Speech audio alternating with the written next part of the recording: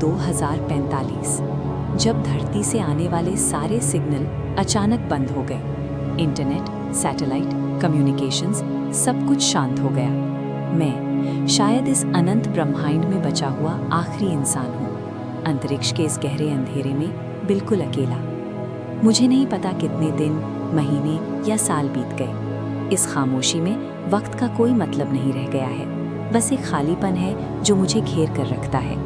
मैंने हर फ्रीक्वेंसी पर जवाब का इंतज़ार किया, लेकिन उधर से कभी कोई आवाज़ नहीं आई।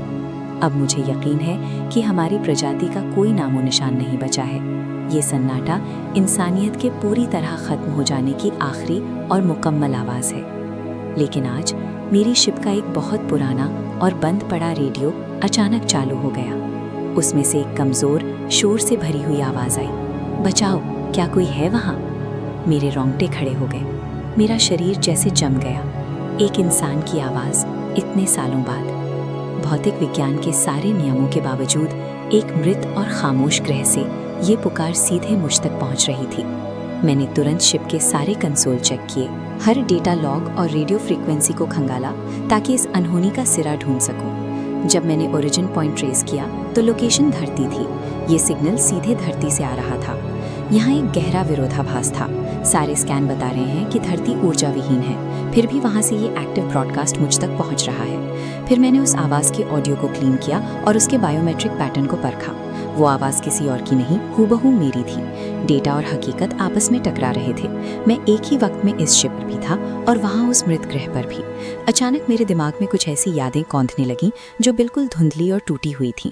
धरती पर चलने की यादें, वहाँ की हवा महसूस करने की यादें जो अब किसी पुराने वीडियो की तरह अटक रही थीं। मैं अपने मिशन की शुरुआत को याद करने की कोशिश करता हूँ, लेकिन वहाँ सिर्फ खालीपन है।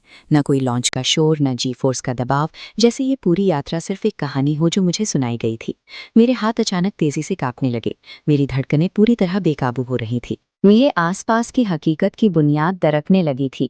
अगर मेरा इस अंतरिक्ष में होना एक झूठ है, तो फिर मेरा ये शरीर और इस लोहे के शिप का एहसास मुझे इतना असली क्यों लग रहा है?